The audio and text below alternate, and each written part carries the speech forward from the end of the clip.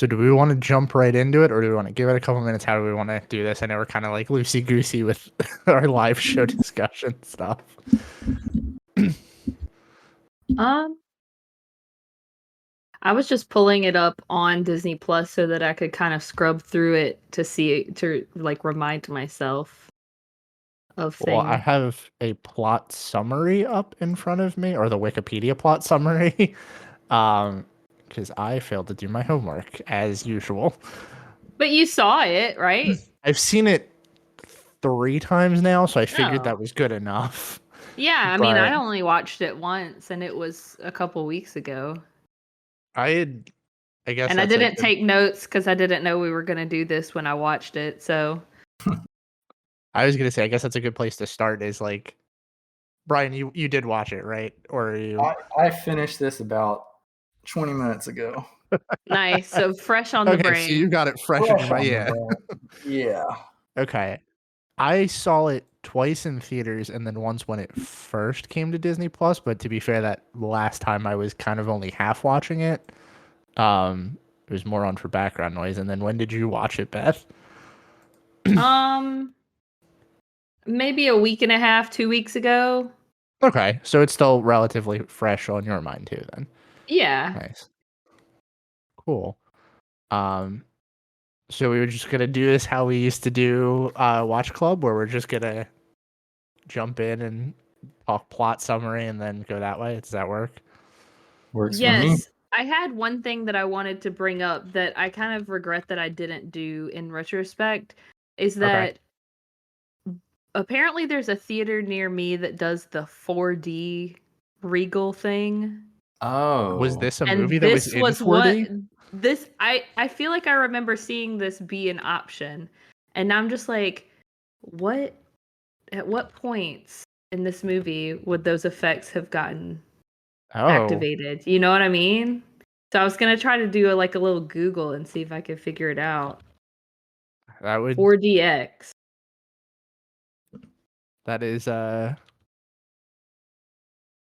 interesting. I didn't even know this movie was in 4DX. I feel like I don't know if I have a theater around me that does that. I have never seen a movie in 4DX, but I'm looking at Reddit posts and I was just about to say that you're in luck, Beth. There is a Reddit post about that. yes. Lighting and weather effects, especially during parts of water, lots of jump scares. Huh. I feel like I said, I regret not doing it because I feel like that it would have been a good one. Yeah, I think this is. I mean, especially if you got a movie that's based off a ride, like yeah, it's pretty much the optimal use for the 4DX, I think. Anna made a Oh, comment and the in the seats chat. move? Yeah. Okay, I don't know Anna if made I a would like comment that. I get motion sick. Yeah. But for the people that are listening back, the comment was in the chat that Anna made was that the 4DX cinema near them does it for every effect they possibly can. Oh, So good. So it's like uh, like ultimate stimulation throughout the entirety. yeah, her comment was that she saw Bullet Train in 4DX and literally every train movement, bump, and camera movement was translated into seat movement. Also, rain effects and strobe lighting. I don't know that I could manage to do a 4DX showing for that. That's how that went. Yeah, I don't want to be moving the entire time. And I'm Yeah. watching a video of it's like a 4-minute video, I can link to it, of these two people watching Haunted Mansion in 4DX. It's just, I guess, a little sampling of it, and it looks like the seats are moving pretty consistently. And I'm like, okay, I don't know if I'd be into that because I feel like I might throw up and spill my popcorn. Yeah, watching I kind of scrubbed this clip. That is some intense chair motion. Yeah. It's like I I like how if you look at the clips where their chairs are moving and there's like a swinging like roped off section on the chairs and it's like violently swaying. Oh my gosh. Yeah. Yeah, I don't know if I could do that. Maybe a short movie, but I guess this was kind of short. It was short enough. How long is this? 2 hours. No, I don't know if I could 123 handle that. minutes. Maybe too long for me. Oh You gosh. need like a kill Yeah. switch if you're in there and it's like too much. Right. I wonder if I mean, I guess since it's all like linked up technology wise, I guess the kill switch would be just like to get up and leave. I'd be I don't know. terrified to get up out of my seat. Yeah, yeah, that's true. Get run over by your chair. Hmm. Apparently, Nightmare Before Christmas 30th anniversary is playing in 40X right now. So there's your short movie, Beth. It's only 79 minutes long. Okay, maybe I'll look for that then. I was just looking to see if there was any theaters near me that did it, and that was the first thing that came up. It didn't pull up a theater; it just brought up the movie.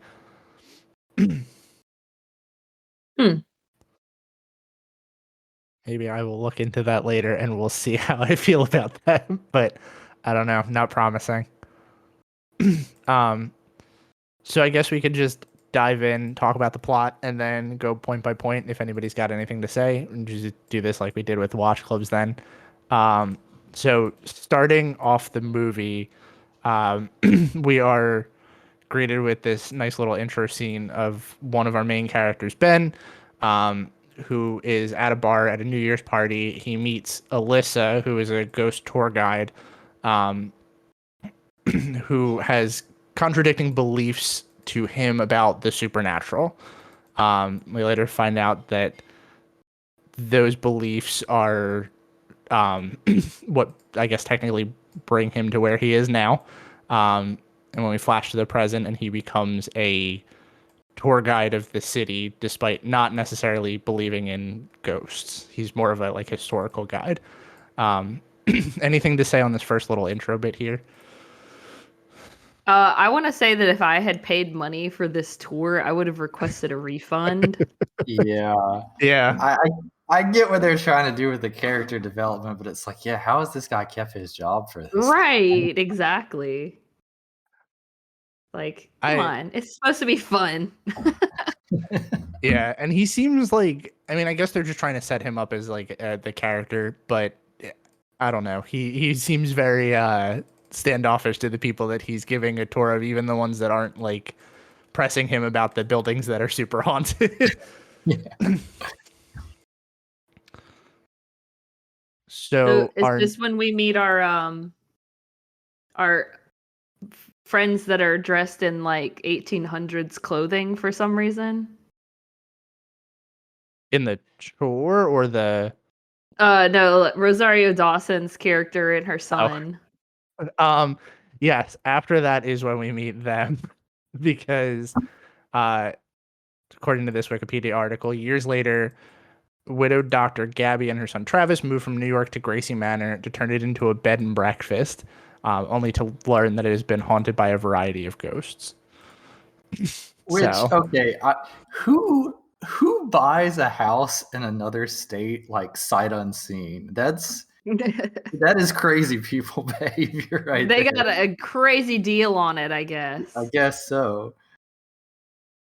I had a theory though about them that I'm sad did not come to fruition. I was totally convinced that they were dead. Ooh. Because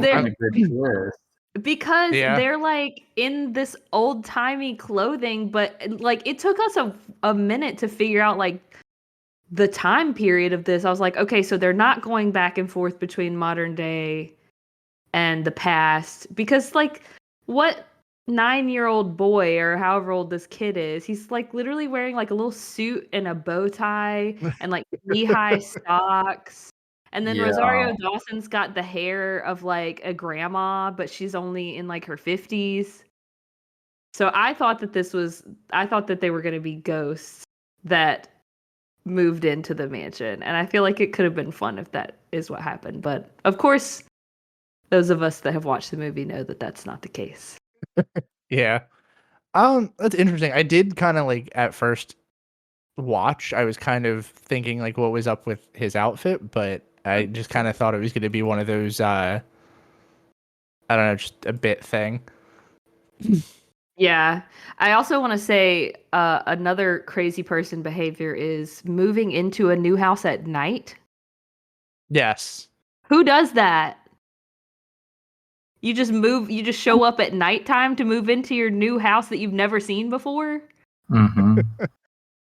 Wild. Anna did validate your theory a little bit and said that it would kind of fit into the backstory of the mansion's concept, like an idea that it's a vacation resort for ghosts. So Yeah. maybe you did have a little bit of credit there. Our next scene here has us meeting another crucial character in this movie. Our main character, Ben, is greeted by the priest and exorcist Father Kent, who hires him to photograph the ghost of Gracie Manor. Ben, sticking to his belief that ghosts aren't real, decides that he's going to do it for the money and not because he believes in the ghosts. To which our next section is him going through the house and faking the photographs. I know, doing his little ching ching. Yeah. That was the best part about that was like the first viewing when I watched this in the theaters, I was sitting there thinking like, all right, this is where it's gonna lose me. It's gonna be too hokey because they believe that he's actually taking the pictures and like despite the noises that he's making, but it was pretty obvious like on a rewatch that they knew what was gonna happen when he left. Right. Mm-hmm.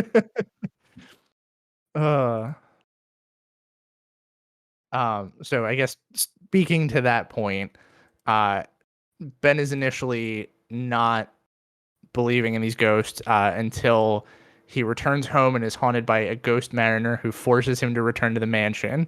He learns that Gabby, Travis, and Kent have also fallen victims to the hauntings, forcing them to return and stay in the mansion. So that is where that brings us. I thought the scene of him coming back to the mansion was great, where he pops in and Father Kent's there. Like making up the beds. Yeah, that was, Yeah. that was pretty good.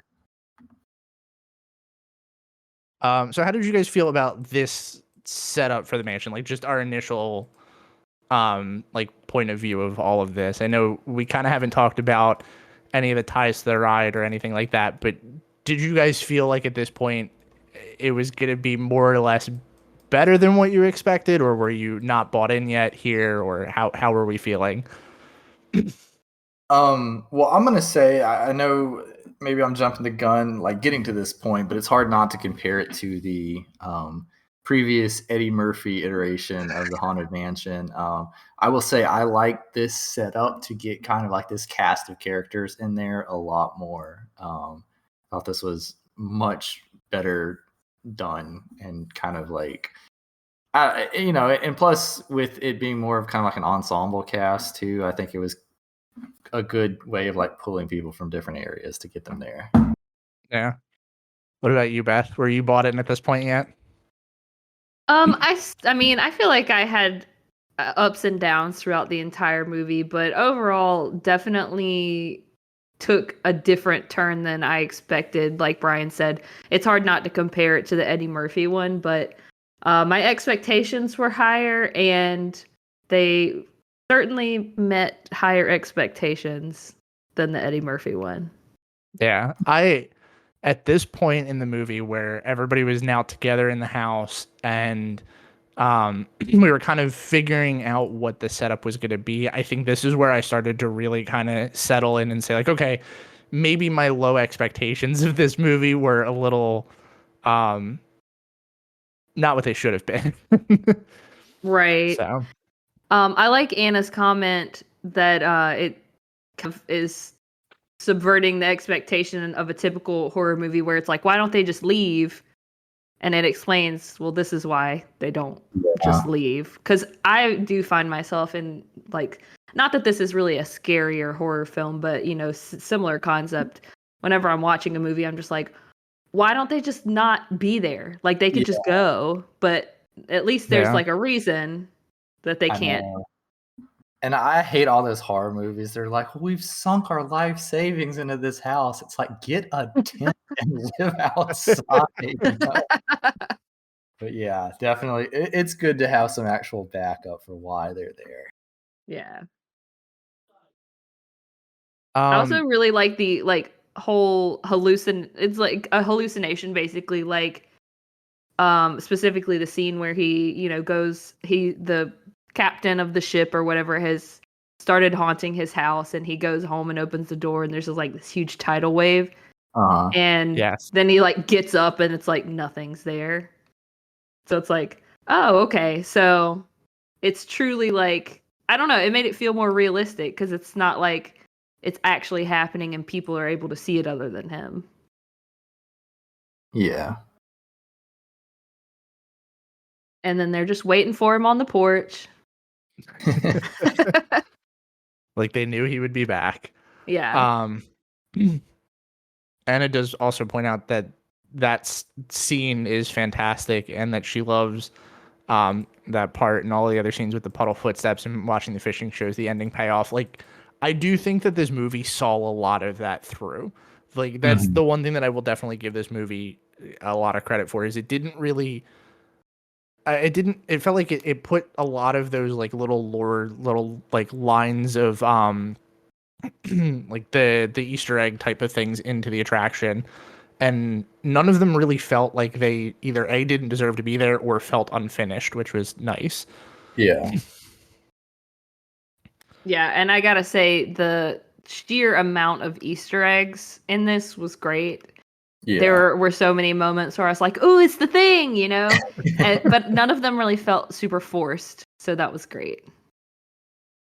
It all just kind of worked in. I was especially excited about the wallpaper, although of course I knew it was going to be in here, but yeah, it was fun to look in the background and see things that I'm like, "Oh, they haven't gone there yet, but I know what that is."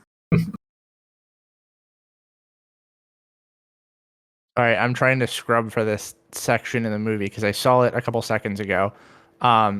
Okay, yeah. So about a half hour into the movie, this is kind of before we bridge into that next section.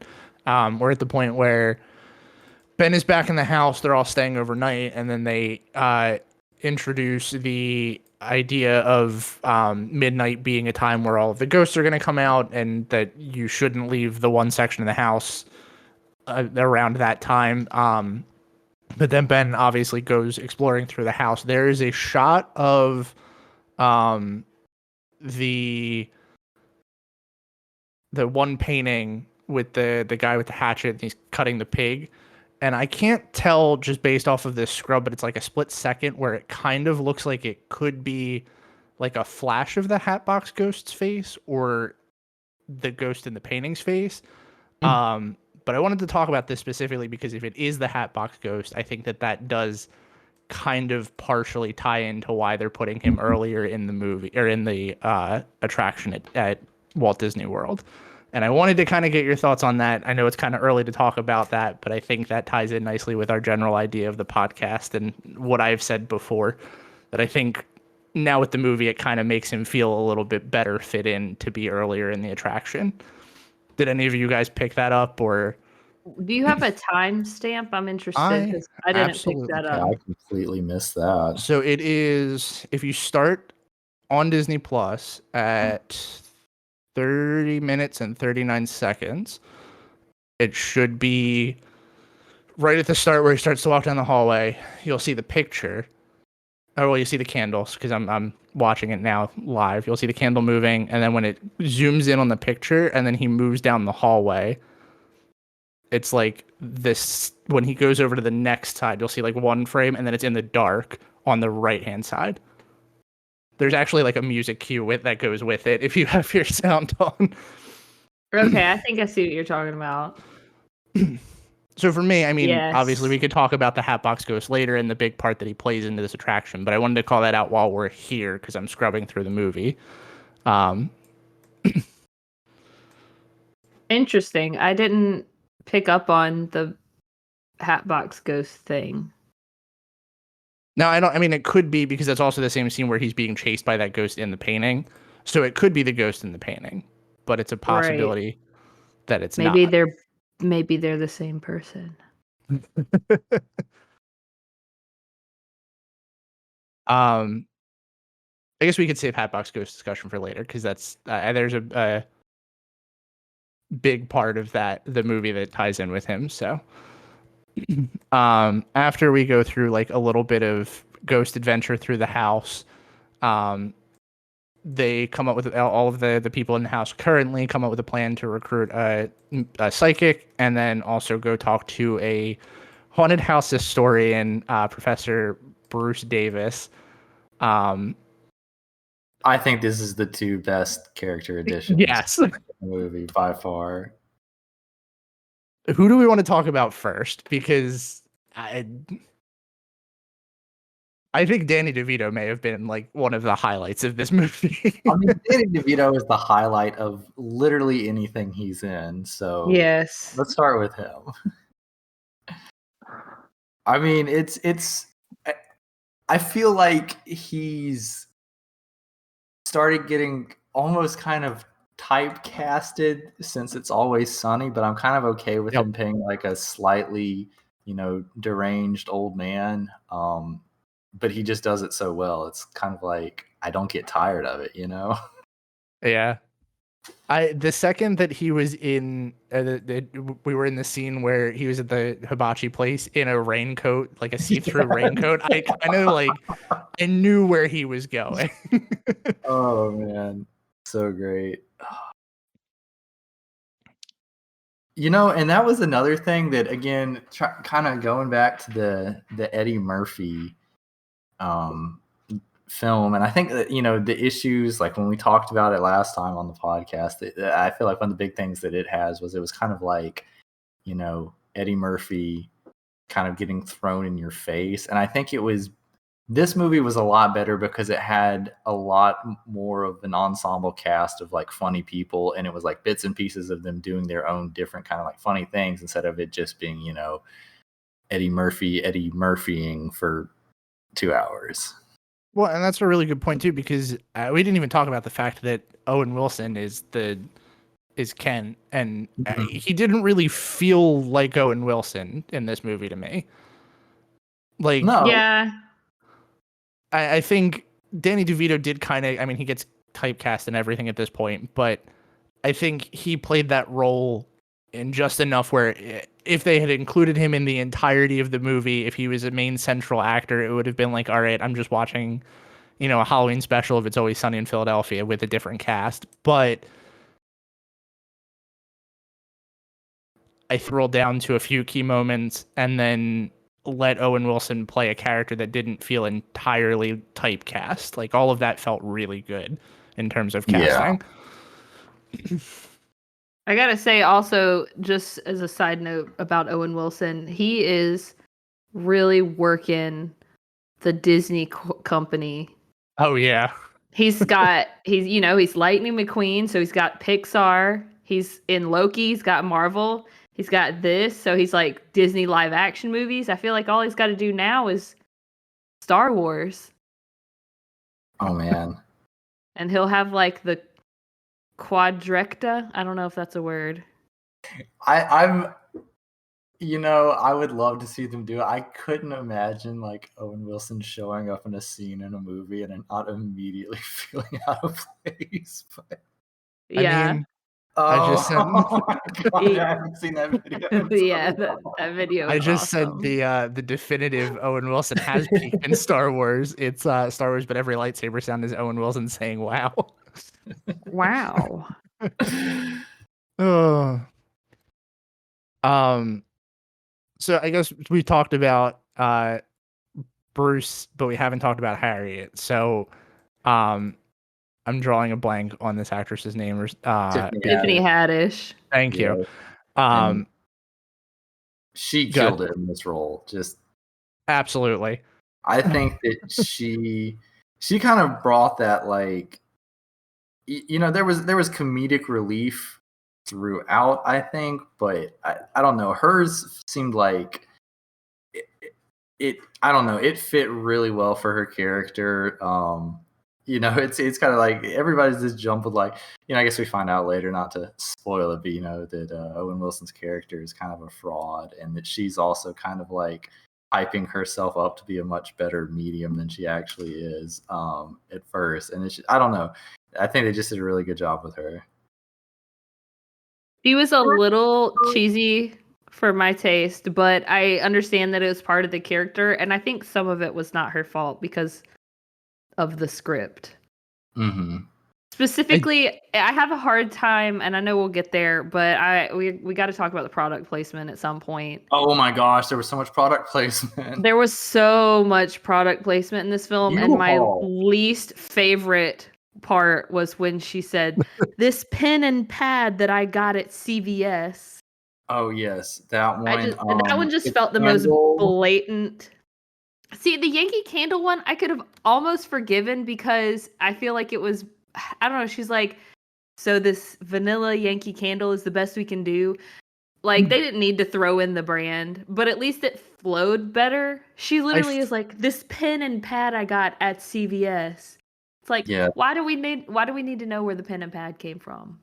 Not that we need to know where the candle came from, but at least it makes sense because Yankee Candle, Yeah. Well, and that's the point that I was going to say was, I know Beth and I talked about this a little bit on the Discord, but like, for me, I think product placement doesn't really bother me if it more feels grounded in realism. And like, there are people that I know that refer to their candles as Yankee Candles, especially if they are a Yankee Candle brand candle.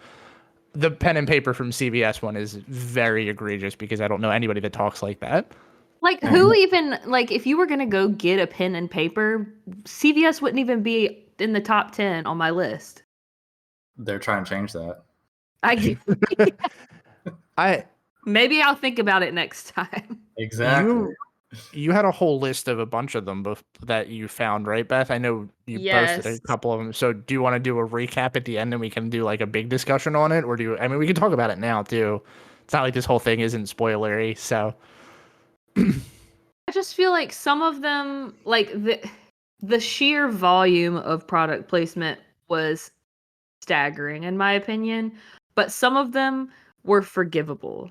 Like, I feel like the U-Haul, like, it was obviously a product placement, but what other brand of moving company do you know? You know what I mean? Like, it's like how people call tissues Kleenex. It's synonymous at that, almost at a point.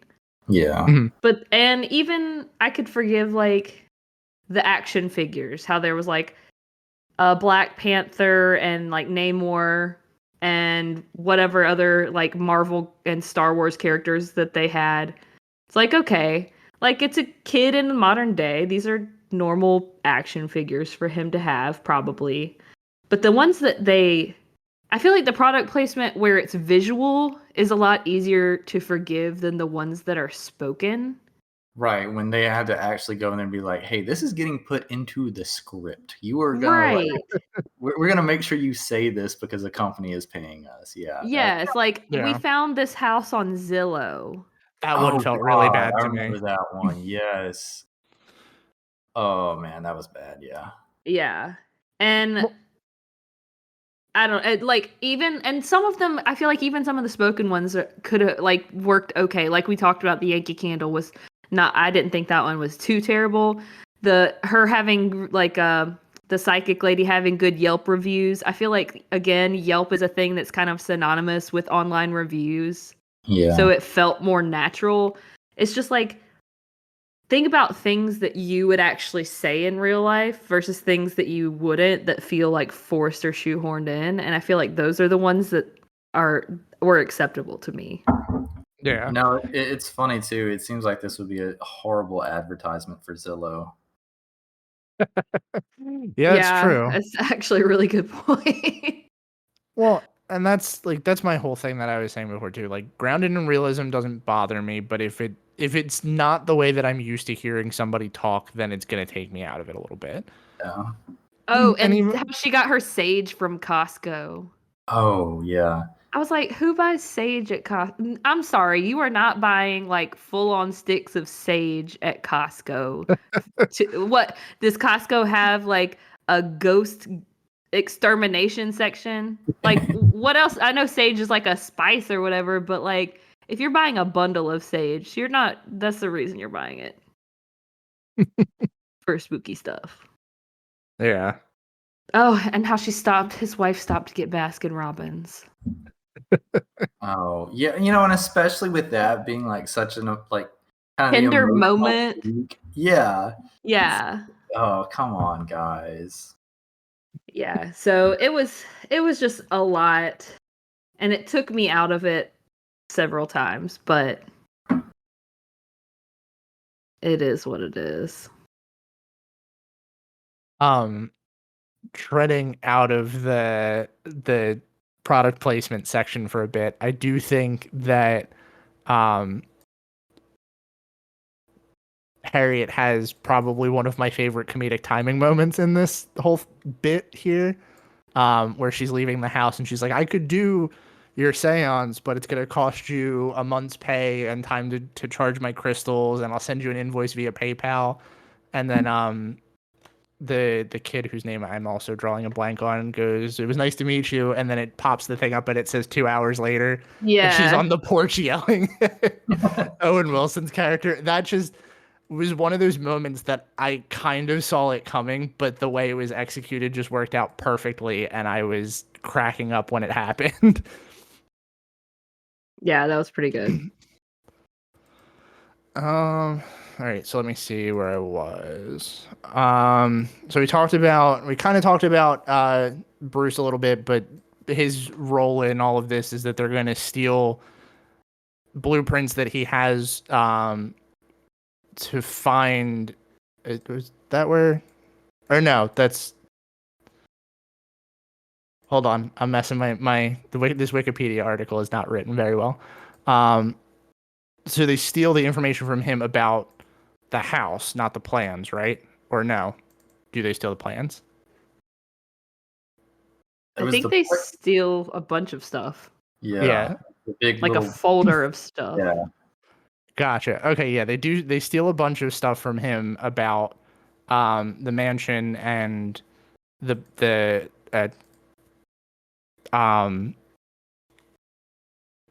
is this when they find the seance room too? Because that's how Wikipedia has this written. It has. Yeah, because when they look at the plans, they find out that there was the secret seance room on the little right blueprint piece. And they walk up to the stairs, and it's right there.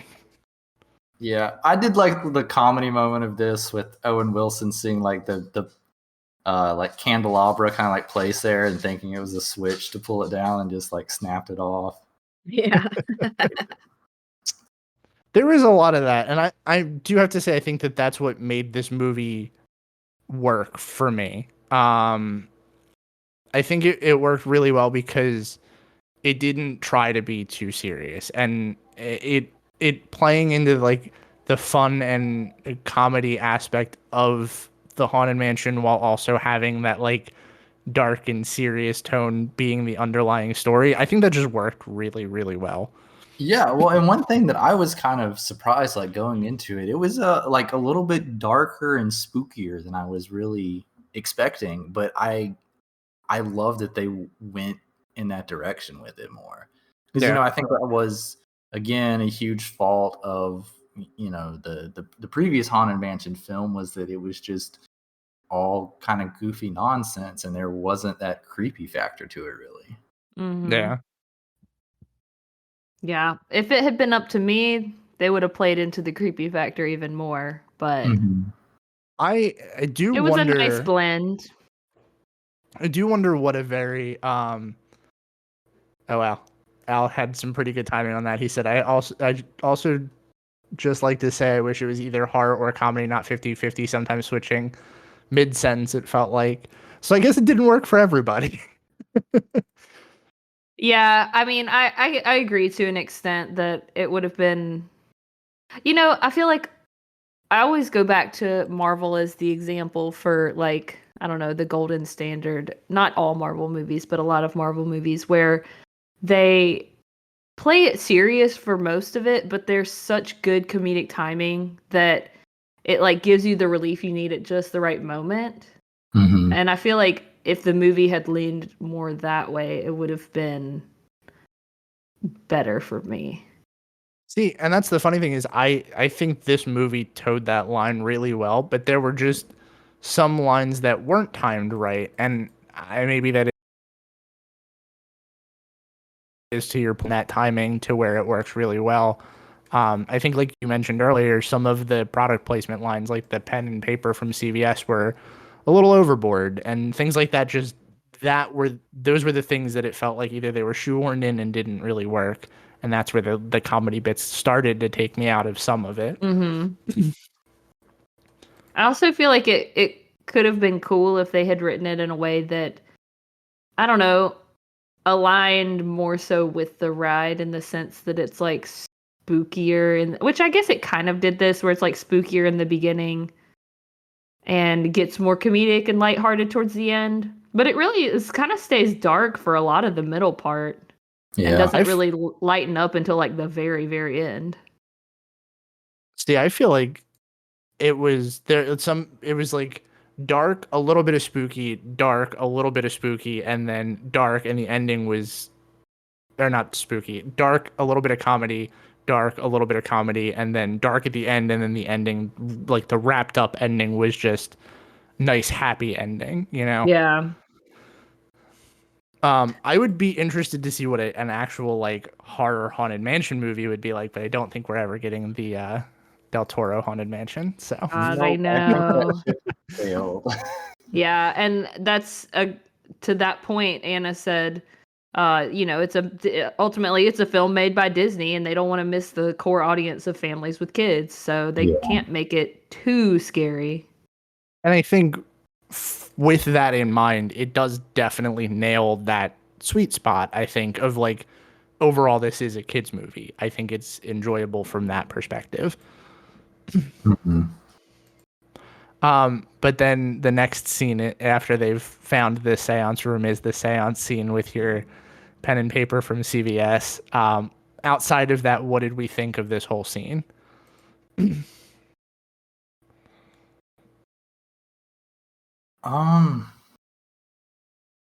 The seance in particular. The seance scene, the scene in the seance room up until let's see, before, I'm trying to think of a good break point. I guess up until the talk to Leota point. Because then that's when it starts to kind of scooch into a more discussion about other stuff. So the seance up until we get the little bit of backstory about Ben and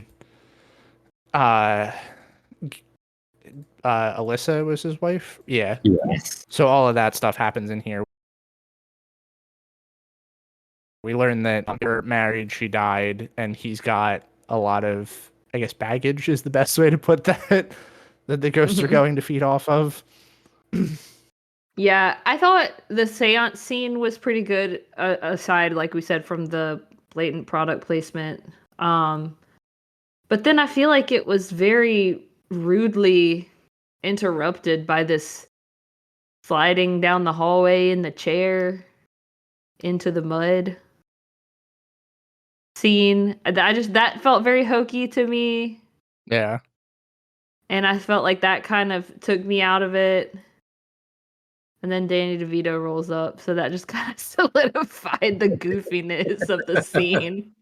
Well, it's weird that, I mean, it's a good point to bring up, because I, like, as I'm scrubbing through the movie, I kind of forgot that it goes from like Gracie telling them, here's what you have to do, this is the next step to free the house, and then our antagonist, who we haven't, I guess, formally met as the Hatbox Ghost, comes in and like ushers them out and starts, like, he breaks the camera, he like really just disturbs this seance, and the first couple like beats of that are pretty scary until the chair.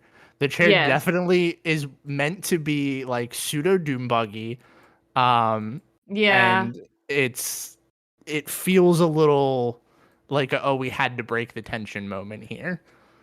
I just feel like it was too, like, they could have done it in a less cheesy way, and Yes. also that the like then Danny DeVito shows up and he gets hit by an 18-wheeler and has to go to the hospital, and I just felt like this scene was completely unnecessary. Yeah, this was, Yeah. which is, especially in a movie like this, where I mean, like for what it is, I feel like a 2 hour plus movie kind of already has like kind of a long runtime for this type of movie. It's like, yeah, this whole Yeah. scene could have just been act. Yeah.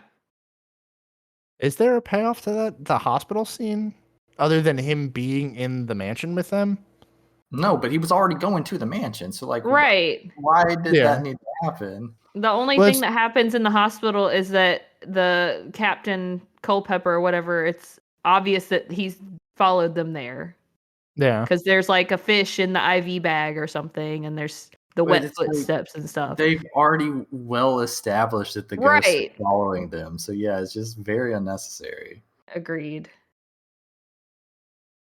So after they get back to the mansion with Danny DeVito, this is the part where we end up exploring the attic, running into the bride, and finding the trunk that has Leota's crystal ball in it.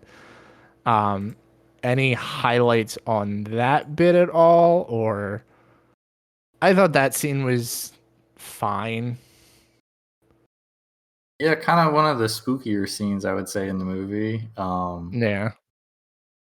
I think this was again them trying to give the Disney fan people a little, kind of throw us a bone there, because I mean, it's like, I think we all knew, oh my gosh, they're going to the attic. Yeah. They're gonna run into, which is it's Yeah. fine.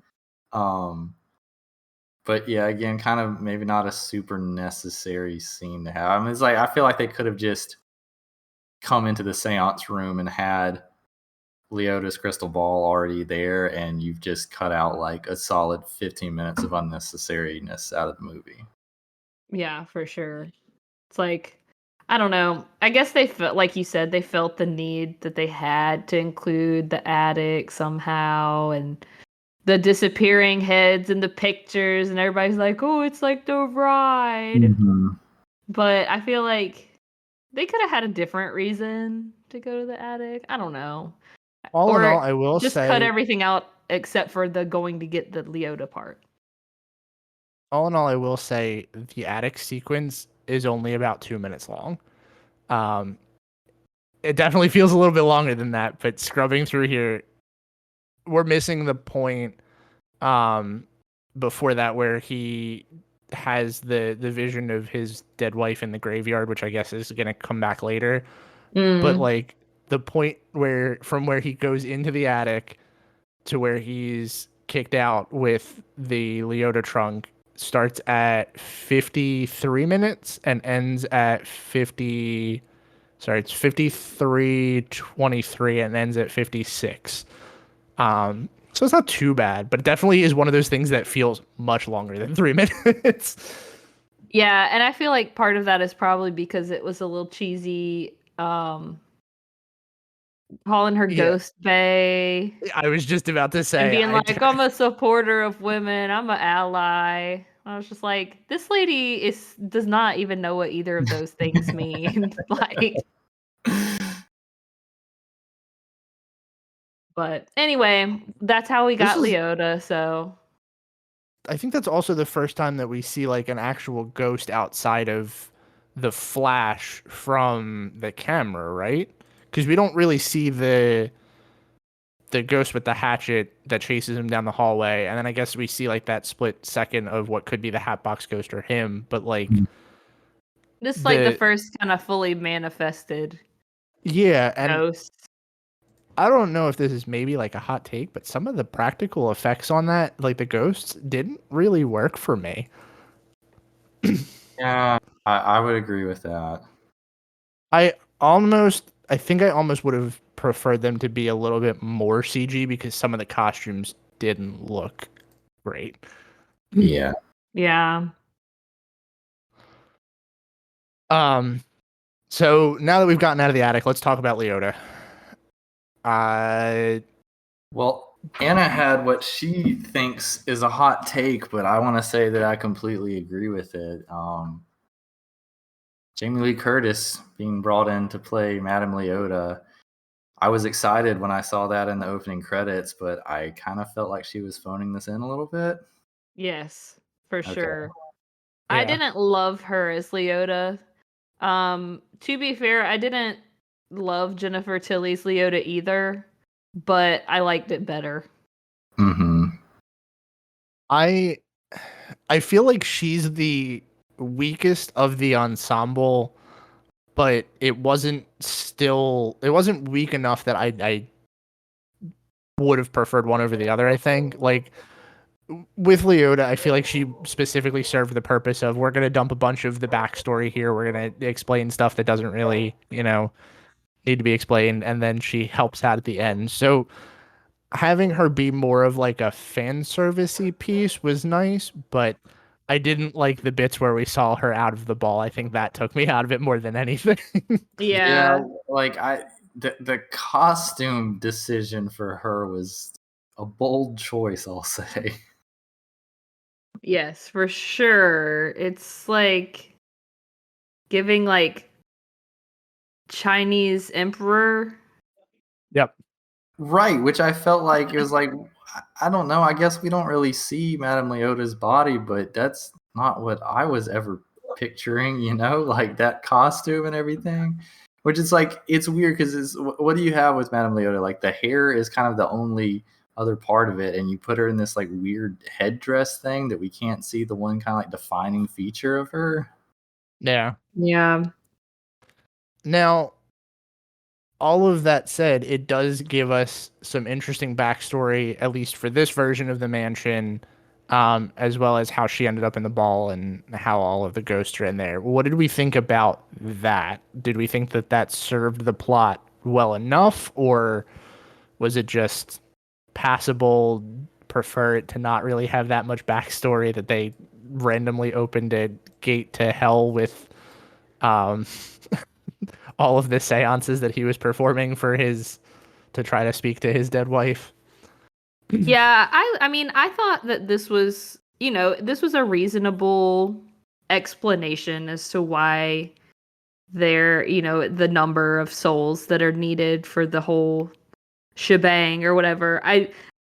Going back again to the Eddie Murphy Haunted Mansion, at least the plot in this one is much more solid. It doesn't feel as like, literally in the old one, it's like, well, she looks like my wife, so I'm gonna get her. Yeah. Yeah.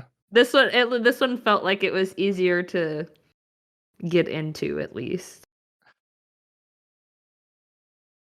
I guess maybe this is I've said it before, but I think that as much as I love the Haunted Mansion, I think plot wise it's more of little vignettes than like an actual cohesive story. So trying to write a narrative around like one central thing in the mansion feels like it's just destined to not work out well.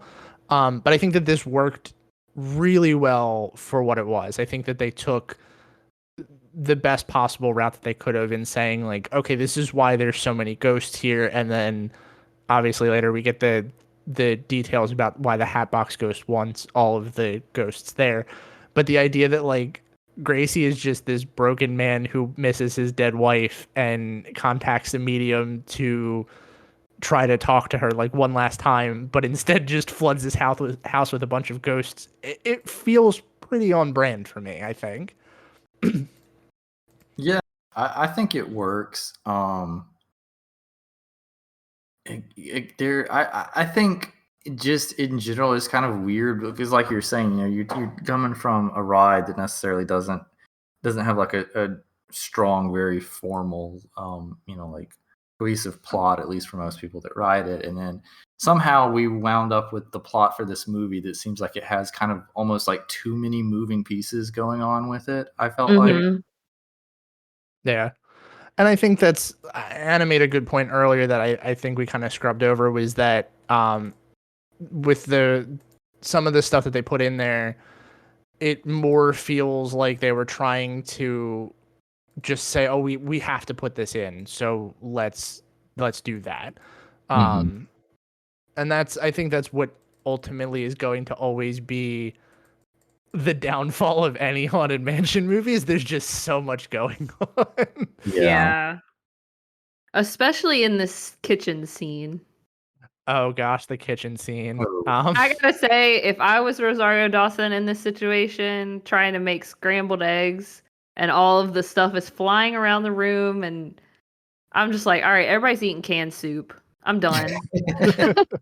And then they kept ripping on her about the crunchy eggs. Yeah, yeah. It's like, do you see what she's working with here?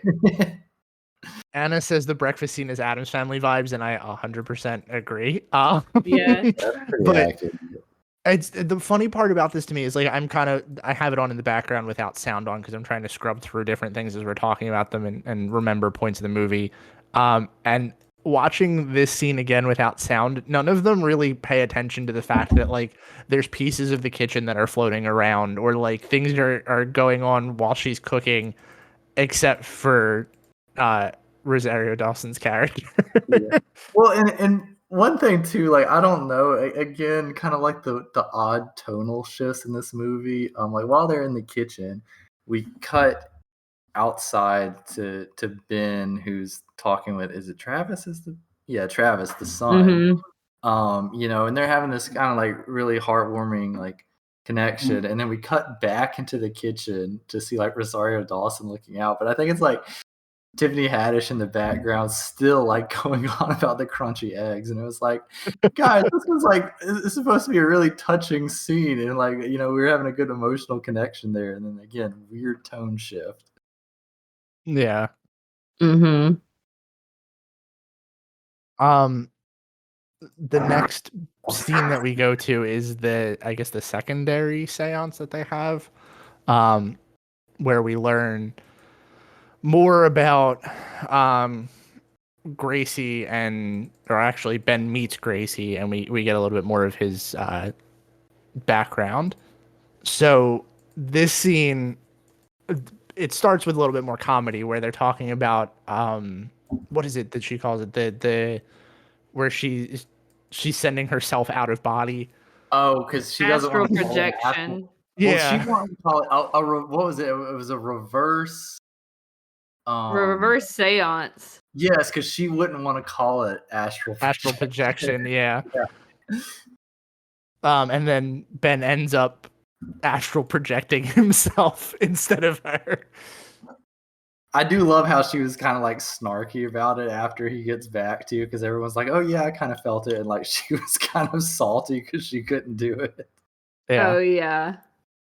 I just want to say, watching this scene back where Ben and Travis are having that kind of heartwarming moment where Travis is like, you know, these kids are at school are having a birthday party and I can't go. I don't know why they don't like me.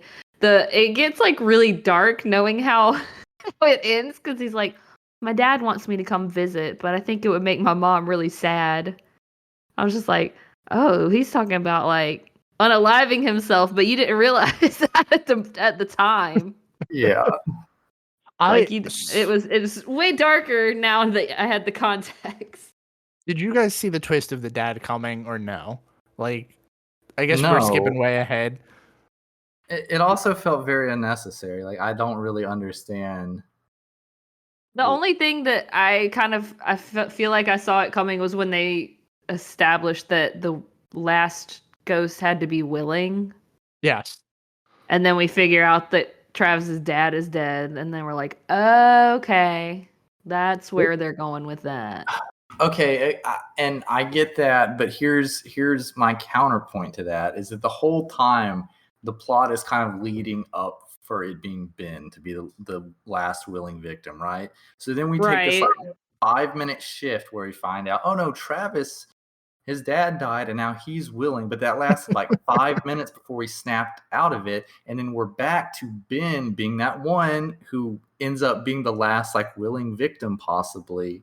So it was kind of just like another thing where it's like, okay, they started kind of going down this road, but at the end of the day, what was the point of that? Because they didn't stay at that for very long. Trying to keep you on your toes so you can't anticipate. Well, the funny thing is like that felt like the twist of the movie to me. Like that, it didn't feel like the movie really needed a twist, but that felt like that was the point where it was like, oh, this is supposed to be like a twist in the movie. And really the only thing that it kind of does is, like you said, establish that the last ghost has to be willing, and then it starts with Travis and then goes back to Ben. But the one part about this, and I guess this is me skipping ahead, is like, if you take out the fact that his dad is dead, we lose the scene in the car where Ben tells him that he's got to stay there because he can't go in the house, it's too dangerous. And he's like, I'm just going to talk to my dad. And then, you missed the part where he tells, um, I'm trying to use their character names and I can't remember off the top of my head. Um, Gabby. Yeah, he tells Gabby that he's talking to his dad, and she's like, "Oh, his dad's dead." And then you lose that scene in the basement where he's like, "I'm gonna go visit my dad." Like, none of that is really, I guess, necessary to the plot. And even if it is, it's stuff that could be taken out of it, and it wouldn't really matter. Like, I guess you could argue that maybe it makes it so that like it establishes that the Hatbox Ghost can trick you by thinking that you're talking to somebody else, because he kind of does that with Alyssa in the graveyard earlier, but like none of that really But he was matters in the technically end. asleep. Yeah, and that's what I mean. So Like it's none of like- that really matters though. Yeah, it's like the fact that Ben was asleep when that happened just made me feel like, oh, I'm just chalking it up to a dream. Yeah. Not he's getting tricked into thinking Alyssa's still alive, or her ghost is here or whatever. Yeah. And that's I had to bring that up because a lot of the complaints that I saw when I was initially viewing this was that people figured out the twist too early, and I was like, yeah, but if you figure it out, what does it really matter? Like, what does it break from the movie for you? Right. I guess we should step back and talk about that astral projection scene, because I think that animated the point that that's the part that she was sold on the film. And I kind of agree that I think this was fan service done really well, because there was a lot of little nods around the mansion. Like, this could have been the fan service of the Haunted Mansion bits for me, and I would have been totally fine with that. Yeah. And it was spooky enough that it didn't feel cheesy. Mm-hmm.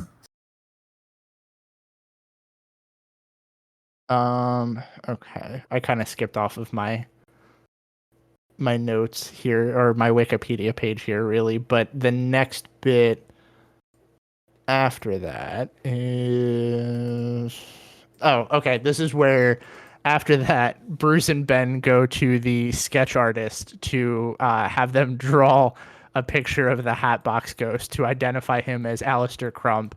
And we definitely need to talk about that scene, because I had to stifle some serious laughter in the movie theater during that scene. Was a good scene for sure. Yes, that was comedy done well and timed well.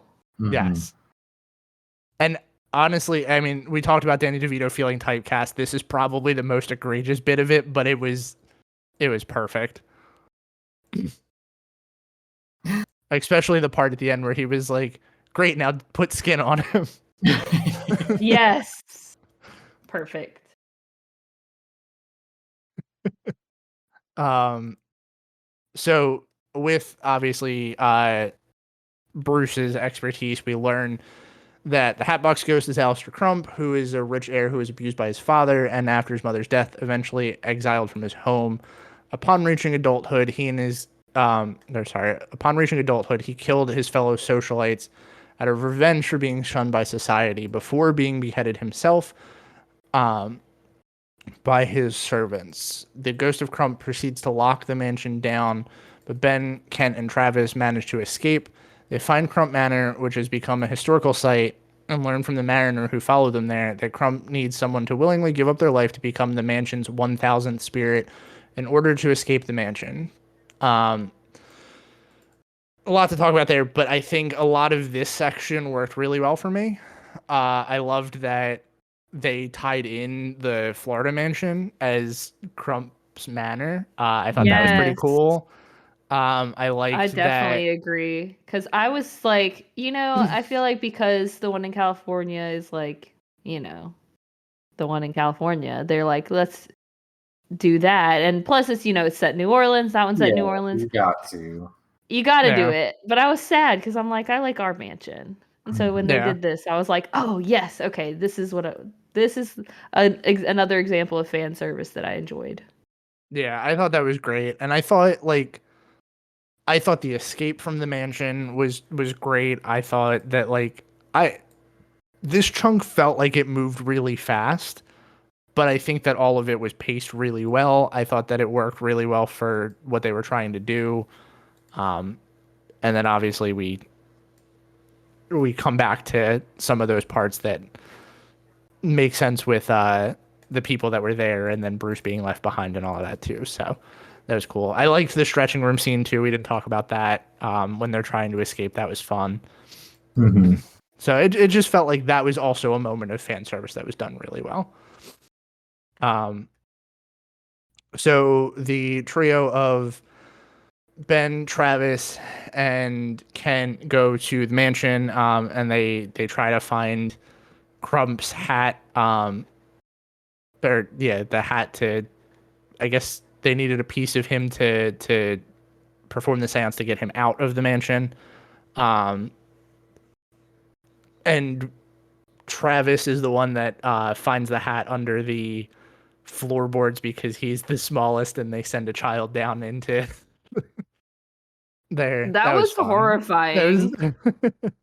It's like Uh. all these like dead bodies buried underneath the house. Can we talk about Winona Ryder? Yes. Oh, I forgot that she had the cameo here. I thought that was funny. I thought it was fine, but it's like I feel like between her and Jamie Lee Curtis, I feel like, don't get me wrong, I like them both. But if they had just hired a just as good actress that didn't have the name recognition, they could have saved money on that and put that money elsewhere. Notably to some of the CG, especially the cat. Yeah, maybe.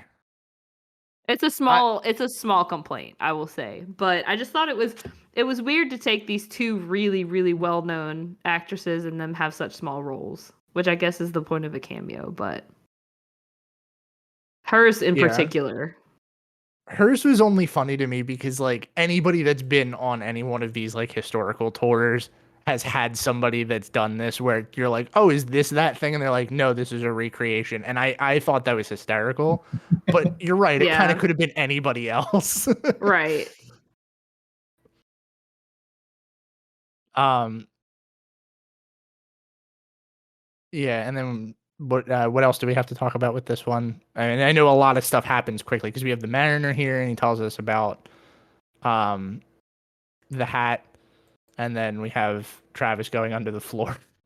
I did like how it turned into a cheesy murder mystery party because that felt very on brand for a tourist attraction.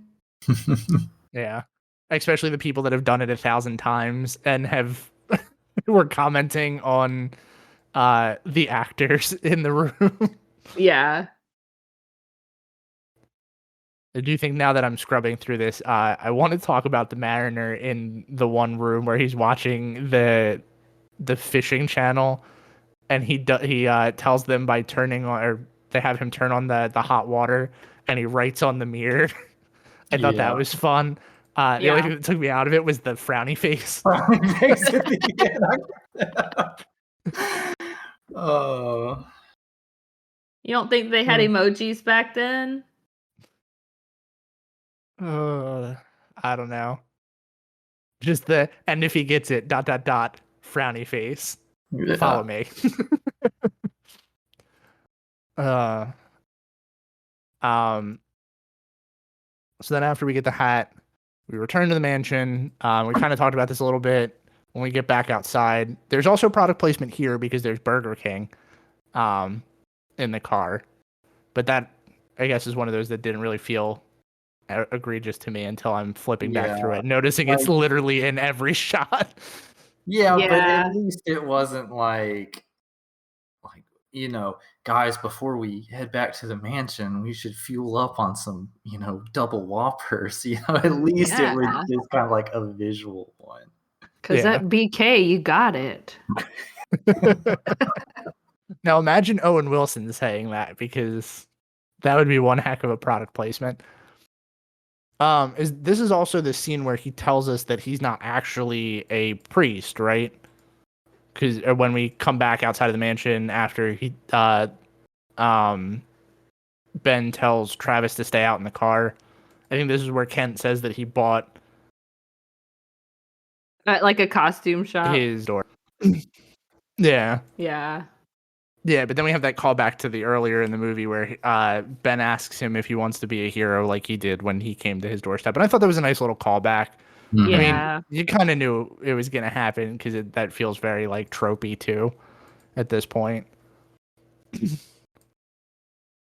So we get back in the mansion, and then we are greeted with Bruce, who says that all the ghosts are gone, the mansion's clear, everything's fine.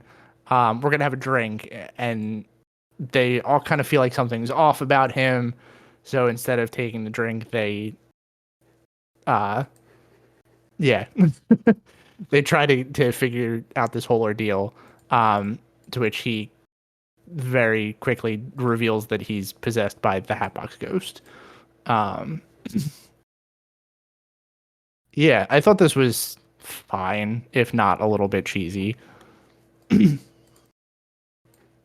Again, I feel like, and I know that this is going to sound like I'm complaining a stupid complaint again, but Jared Leto as the Hatbox Ghost could have been Why? anybody. Yeah, okay. Why we did they could, bring in a kind of potentially divisive person to play this role, and then it's literally not his voice, or it's like such a modulated version of his voice and a CGI face? Like, Right. why would they attach his name to this? Like, I just feel like this is such misused funds. Yeah. that's the one that kind of gets me more than the other two. And I think Anna made the point that he's not recognizable as him, which is both fantastic because I didn't want to think about him, but also bad because get a better voice or physical actor. And I wholeheartedly agree. I think the amount of screen time that he has, it doesn't feel like he's actually like it needed to be him. I think, again, Anna makes another good point. Unfortunately, I think he does the role well, which is fair. But I also think that it could have been anybody else. Yeah. Do you think just- he I don't know. method acted for 2 months as a ghost to prepare for this role? Oh my God. If he had to method act, the only way that I think that he should have done it is just ride the Haunted Mansion a million times. Like, that's the only way to really method act it, right? He lived in the attraction for 2 months. Oh my. No, I think he just peeled all of his skin off and Oh, and walked around in a top hat and a cane. Yeah, I will say that Morbius put a bad taste in my mouth. I've never been a huge Jared Leto fan anyway, but Morbius was just god awful. And when I heard that he was in this, I was like, oof. But it wasn't as bad as I thought it was going to be, at least. Yeah, well, because first when I saw his name, I was like, I feel like he's reached this point where he will overact in anything that he's cast in. Yeah. And it's kind of like, I don't think this needs that, But it was just again, I don't think he did fine in this. It's just so unnecessary. Yeah. Yeah, it definitely feels really unnecessary. We had this discussion when we were leaving the theater that I didn't really make the connection that he was the Hatbox Ghost because I kind of forgot that. But I was leaving and I remember saying, wasn't Jared Leto supposed to be in this? And then I saw in the credits that he was credited as the Hatbox Ghost, and I was like, oh, I guess. You know what's Literally would have never known if they hadn't Yeah. put his name in the credits. What's really funny about that conversation that you had is that Laz and I watched several months ago now, the House of Gucci movie. And like halfway through, he's like, I thought Jared Leto was supposed to be in this. But he was so like not Jared Leto that we had been watching him half the time and he was in there. Have y'all That's seen funny. that? I have No. not. Oh my god, I'm about to send a picture. I actually am looking it up right now. But Like it looks so unlike him that I was like, that's him, and Laz was like, no. oh my gosh. Yeah, he does not look at all like Jared Leto, and that's probably for the best.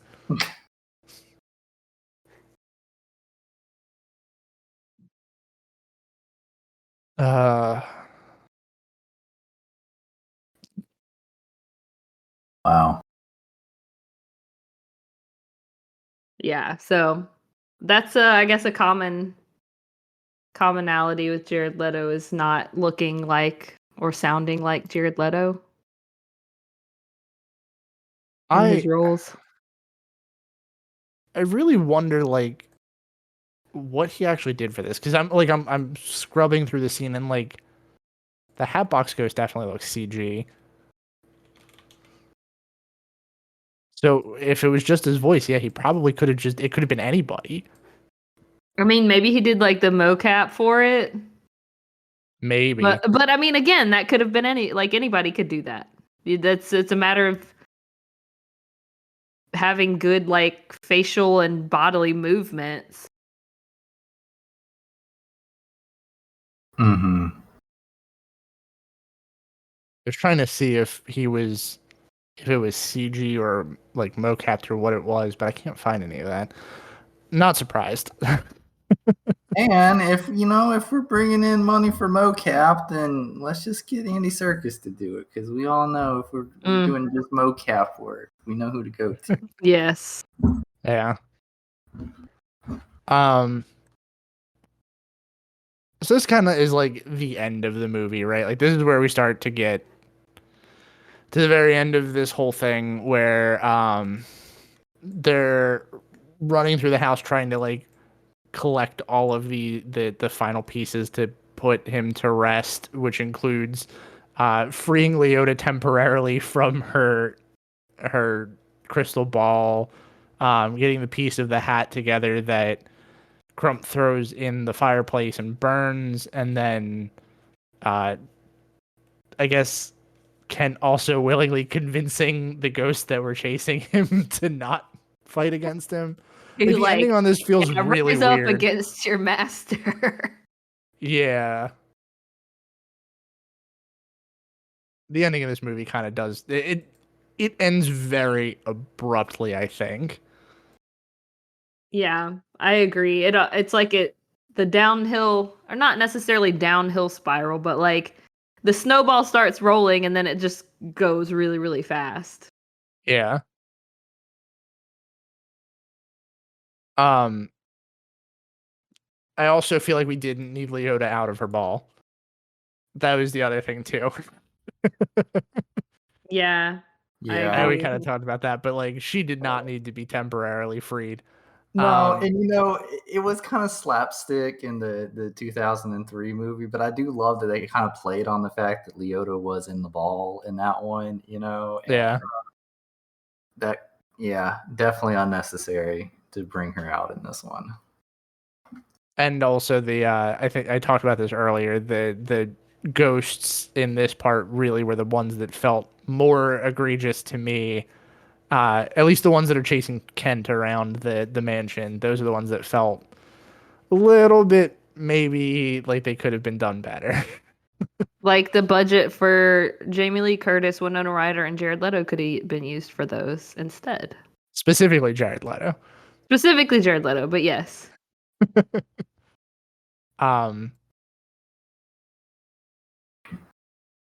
So I guess how did we feel about the end since we're here?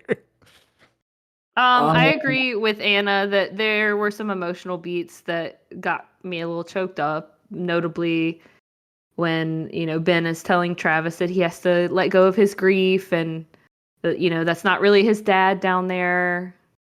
He's got to, move on and let it go, and they have this nice little embrace, and I thought that was nice.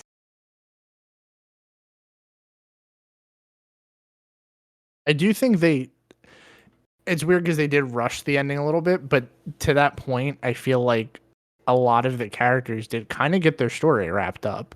Like Kent came over his fear by convincing the ghost to turn on Crump, or got over the whole, his whole character of how he was, which is such a poor description. But he was kind of like a scaredy cat, and not like, I guess he wasn't really the hero until Ben convinced him, for lack of a better word, to be.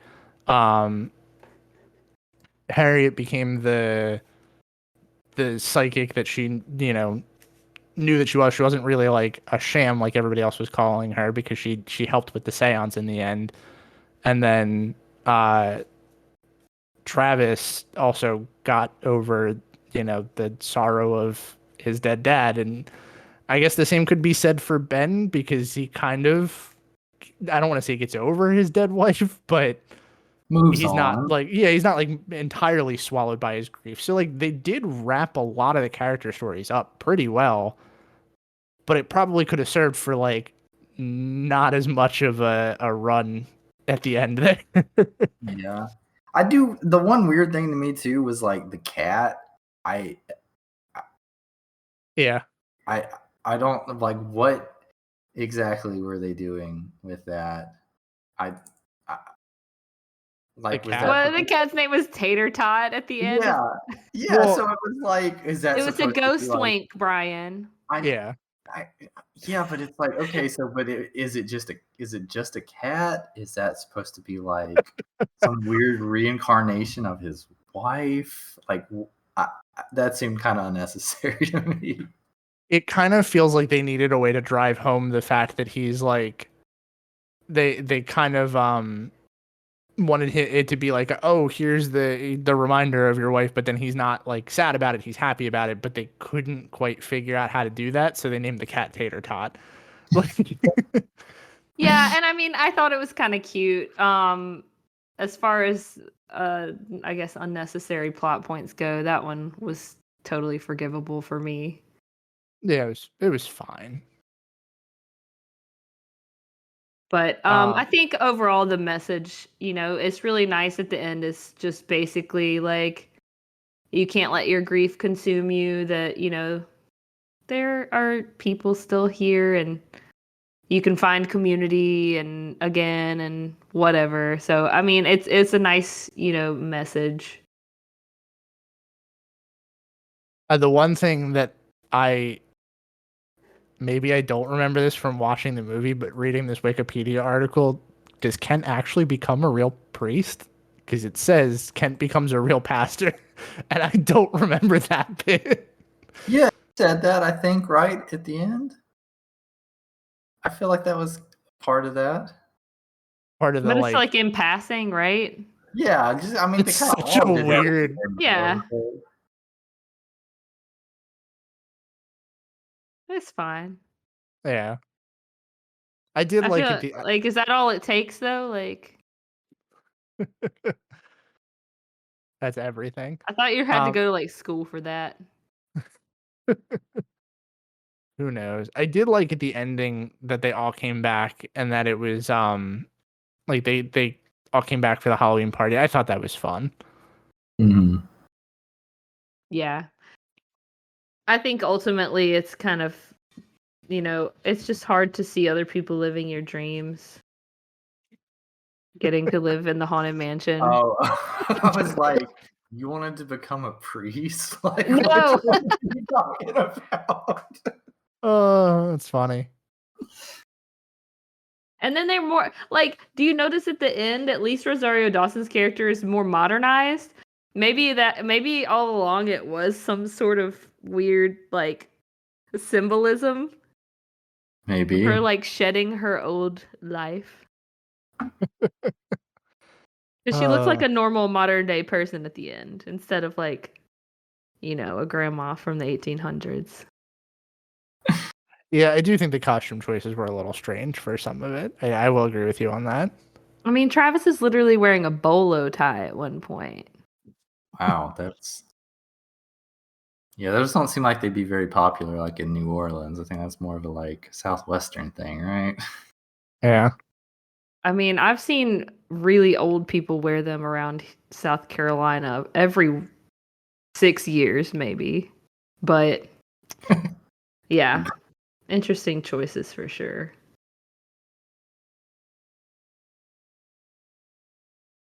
So anyway, that's that. Happy Halloween, right? Yeah. What is the? I mean, we have to give it a score, right? Like we have to go through that whole process. Sure. Bring up For the reference, spreadsheet. It gets at least double whatever the other Haunted Mansion movie Okay, yes. Let me bring up the spreadsheet. also for reference, audience score on Rotten Tomatoes is 84%. Tomato meter has it at 37%. got. So it did not apparently do very well with the critics. Well, The critics' consensus on the page says Haunted Mansion's talented cast makes the movie pleasant enough. It makes the movie a pleasant enough destination, although it's neither scary nor funny enough to wholeheartedly recommend. Which is interesting because it feels like that's exactly what they were trying to do. yeah, and and I think oh God, Anna.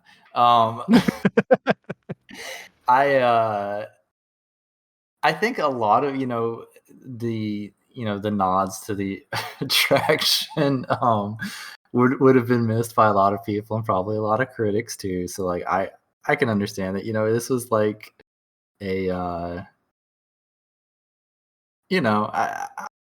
I think it was kind of fan servicey in a good way. Yeah. And then I would assume a lot of people wouldn't pick up on that. Yeah. I do wonder. I mean, I know Beth said you watched this with Laz, and then I think Anna said that she watched it with her girlfriend who is not a Disney Parks person. Like, I kind of feel like maybe the movie does get a little bit lost on you if you're not at least, appreciative of the attraction. Mhm. But at the same time, I don't know why you would go see this movie if you weren't. I mean, I don't know about y'all, but I'm the type of person that I'll watch anything. Yeah, I guess that's fair. I go into a movie all the time having no idea what it's about just because I'm like, I want to go see a movie. But I feel like the majority of people who went to see this are Disney Parks fans or Disney fans in general. Yeah. All right, so what was it, 2003, as Anna calls it, Minkoff's 2003 masterpiece. We gave it out of 10, as we do. All three of us gave it 3s across the board. What did I give Halloween Town? Wait, why? Because I need another Halloween movie as a point of Like, reference here. Not even Like, is it same vibe? No. I just want to know. So I don't want to give this movie a better rating than that. Is where You I'm gave at right Halloween. You gave Halloween Town a 6. Brian gave it a 4. I gave it a 7. I would give this a solid. I feel comfortable knowing that I gave Halloween Town a 6. That I give this like a 7 or an 8. I did not want to place this lower than that movie. Well, I got my nostalgia goggles on, and I'm not ashamed of it. I got to give it 1 less than Halloween. Maybe tied. Wait, and you gave it a 7? Yes. Yeah. Okay.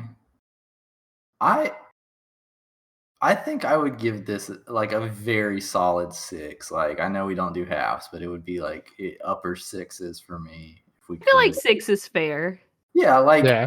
this is one of those where it was like, okay, this wasn't the greatest movie ever, but it was like it's showing Disney doing an improvement on taking an existing IP that they have and rehashing it probably way too soon since we that long ago. The other Haunted Mansion movie, but it's better than that. It had, I think, a better plot line, and overall was like fan servicey in a better way. And yeah, like I had fun watching it. It wasn't a drag to get through like the other masterpiece. Yes. Now we do have one. Just now, we've already given our scores, so no takesies backsies. Mario 7, Beth and Brian 6. We do have one other semi-Halloween related movie that we can compare scores to, though. Which is Zombies. wow, that's even less comparable to this movie, I feel like. Yeah, It Brian is was not questioning comparable. why I was asking about Halloween Town. Now you're really wondering why we're talking about zombies. Just for the record, I do want to put out there that Mario gave Zombies a measly 4, while Brian and I, people of taste, gave it a 7. I hated that movie. I low-key love Zombies. I am gonna say Zombies might have been the biggest like disparity between what I was expecting going into something and what it turned out to be. Which I think is why I rated it so high, because believe me when I tell you that my expectations were in the toilet going into that movie. But you were pleasantly surprised. Very pleasantly surprised. Yeah, I don't know about that one. I'm just glad I didn't rate this lower than I expected to. Yeah. But I feel like maybe one fun episode or couple of episodes, because I feel like it would take a lot of discussion, as we have reviewed 27 movies to date. Wow. I think it would be interesting to take an episode or two and go back and see if our ratings still hold up for the most part. That would be interesting. I would also like to vote that maybe next Halloween, if there isn't a Halloween movie that comes out that we, are interested in discussing, we can maybe do a tier list of Disney Halloween movies. That would be fun. Yes. There are a lot of them. Yeah, and I think going over that would be a good way to kill some time, because there's certainly a list. But any final thoughts on the Haunted Mansion? Anything you guys want to talk about before we wrap up? I had pretty low expectations. I had higher expectations for this than the Eddie Murphy one, but they were still quite low, and I feel like it was better than I thought. I enjoyed my time with this movie. I enjoyed a lot of the Easter eggs and the plot points. I feel like the casting was overall pretty good. So, other than the product placement and the few cheesy beats, I can't complain too much. Yeah, I very much enjoyed my time with this movie. I think I had pretty low expectations too. I left this movie pretty pleased. I saw it in theaters twice, so yeah, I think it was pretty solid. What about you, Brian? Yeah, I agreed. Just kind of like a, solid, fun, kind of movie to throw on. I think it did what it was aiming to do pretty well. And yeah, like I'd like to see kind of maybe Disney, if they can put out something of this or, close to quality with other IPs, I'd kind of be curious to see what they could do with other attractions. I said interesting. You should say that. I see. Look at that. That is a great question. Anna asks, with this and Jungle Cruise, which attraction would we like to see next on the big screen? I think a Big Thunder movie could be really fun. Oh, that's good. I'm kind of surprised they haven't delved into that more. Yeah.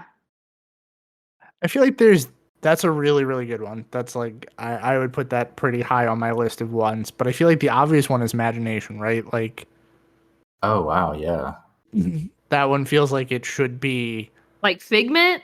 Yeah, like Figment Dreamfinder Imagination. I feel like that should be pretty easy to just do, and the nostalgia crowd is already there for that. Hmm. Okay, real quick, who do you bring in to play Dreamfinder? Oh gosh, don't put that pressure on me. Jared As Leto. you know what? You're gonna have to bleep me, Mario. We gotta also talk about who's playing the little animated purple fucker. I mean, listen, as long as they don't cast somebody like Seth Rogen as Dreamfinder, I'm fine with it. Oh god, could you Right. imagine? It needs to be somebody like jovial, but not like too comedic. Yeah. Bruce Campbell, that's an interesting choice. I could get down with that.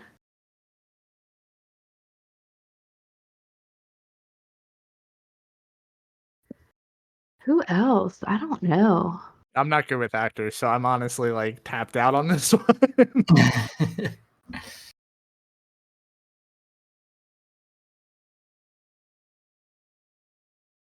I feel like if they did, like, they would have to make Figment not the Figment he is in the attraction, though. They would He's- have to go. He's too like, obnoxious. He needs to be more of the comic book Figment with, like, the childlike sense of wonder Yeah. instead of just being, like, a dummy prankster kind of guy. Yeah. Kurt Russell, that's a good choice, too, I think. I think he could definitely pull off the look for sure. Yeah. And I think having seen Kurt Russell as Ego in Guardians, I think that not that the characters really have a similar vibe, but like I think it showed that kind of he can do jovial without being too cheesy. I mean, Mark Ruffalo might also make a decent Dreamfinder. True. And knowing Disney, they'll probably go with like Jack Black. And they'll get Josh Gad out of the basement to be Figment. Oh man! Oh. All right, well, I'm All right, we're very done with this. depressed. Let's wrap it up, folks. We just Okay. ruined another IP. Disney, May do not not be- listen to this one. Maybe a hot take here wouldn't be the worst use of Josh Gad that Disney has ever done. No. I mean, but can we really get any worse than Artemis Fowl, Josh Gad? It's a pretty low bar. You know, while we're looking at our list of movies we've done, but like that and Fuzz Bucket, I would really just like to purge from my brain. Fuzz Bucket was great though. Oh Like my in the So God. Bad It's Good movie. Horrifying. Truly. I've never wanted like a lobotomy more than after watching Fuzz Bucket. Oh, that was haunting. Yeah, I think you're right. I think Fuzz Bucket and Artemis Fowl are the two worst movies on the list. Although the Country Bears movie Honestly, probably in the bottom three. I mean, look, the Country Bear movie is horrible. I will never not say that. But Fuzz Bucket was on a No, different yeah, level. yes, Fuzz Bucket was next level horrible. Also, going back to the discussion about like attractions as movies, looking at this in like the timeline of things, why was the Country Bears so early in terms of like Disney movie to attraction to movies? Right. Like, there's so many other things they could have done. Yeah. Oh man, it still blows my mind. Like looking back to think that Haunted Mansion and Pirates all came out at the same time, and it's like, Oh my God, what a difference in quality. If I recall, I think we brought this up. Like that was all 2003. I believe that was all the exact same year, and it's like Country Bears was 2002. Okay. So it was a little, and Pirates was 2000. First Pirates movie. 2003. Okay, so 2002 Country Bears and 2003 Haunted Mansion and Pirates. Just What very a vast.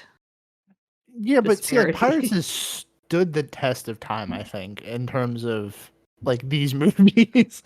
I guess the bar's pretty low, but still.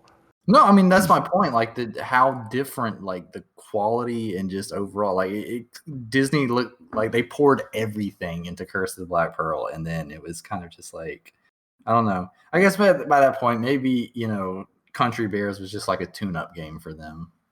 It was Yeah, their they kinda tax just phoned it in. write-off. It's how they afforded the budget for Pirates. Yeah, I'm sure that movie really made bank for them. Well, no, the tax write-off the made them able to afford Pirates. I